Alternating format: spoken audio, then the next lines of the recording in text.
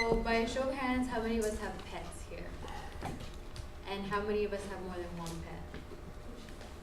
And how many of us are willing to pay $1,500 to $2,000 to buy just your pet's food?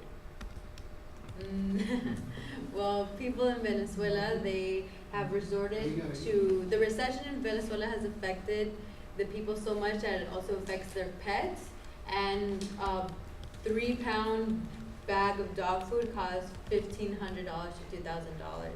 So people have resorted to abandoning their dogs and leaving them at shelters. And here we can see all like the little rib cages and their hips, because of course they're starving and there's barely food for the people, so there's no food for the dogs. And people either abandon their dogs on the street or take them to shelters. But shelters, of course, they are overpacked because there's been a 50% spike in abandoned dogs, according to CNN 2016. And so the shelters can barely take care of the dogs. And so more than likely the dogs are left to fend for themselves on the street. And because people can barely even afford to feed themselves, of course they can't afford to feed their loved ones. And yes, it's tragic, and yes, it's sad, but just things happen and you can't afford to feed your dog anymore. So for a preview, I'm going to be talking about some facts about the recession in Venezuela and how the recession affects the people of Venezuela, including the dogs and the pets, and what the people of Venezuela have to go through on a daily basis to provide for their family and provide for themselves. So a couple facts about the Venezuela recession is that it's lasted for 3 years. So for 3 years, people have had to endure this stuff and barely have anything to feed for themselves, and of course their pets as well. And even though Venezuela has one of the world's largest oil reserves, they had the world's worst economy last year, like in history.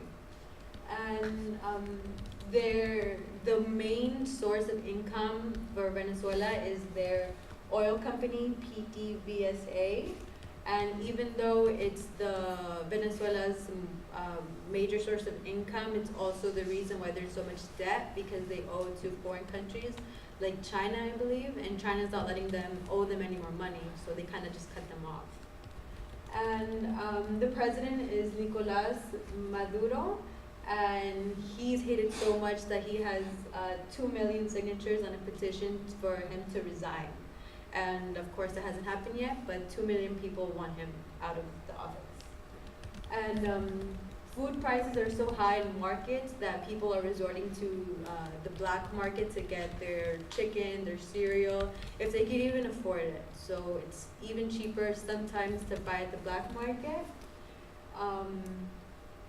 And there are children who aren't able to be fed, and their parents can only afford to feed them maybe once, or if they're lucky, twice a day. And so if they go to school, they will be completely malnourished and dazed and confused and not really all there. And the parents have to sacrifice between spending money on their children's food or spending money on their children's transit to get to school. So a lot of kids aren't going to school anymore because their parents can afford it. And if they do, they are malnourished as well.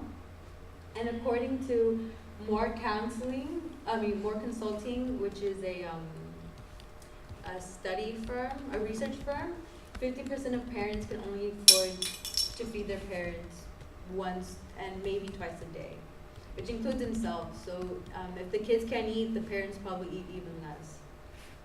And like I said, people are turning to the black market to buy their food. And some people are making money from buying food from the market and selling it for a higher profit in the black market. And that's gotten so popular that kind of turned into a part-time job or to a full-time job. And they are called bachaqueros. And bachaqueros actually just means these really big ants that are kind of vicious, and they take like leaves and big twigs back to their colony. And being a bachaquero has it is illegal, and people are being jailed for that. People are even being jailed for waiting in front of a supermarket for too long. And yeah, being a pachaquero has basically turned into one of the only options to being able to provide for your family. Then to review, money is so scarce in Venezuela that people have to choose between their children's education or their loved pets or even their own sanity, basically. And even though the oil company PDVSA helped their economy, it is actually one of the results of why their economy has plummeted so badly. And buying groceries from the black market is sometimes more helpful to the people than actual markets, but it is illegal, and if they are caught, they will be thrown immediately to jail. All right, thank you. Good job.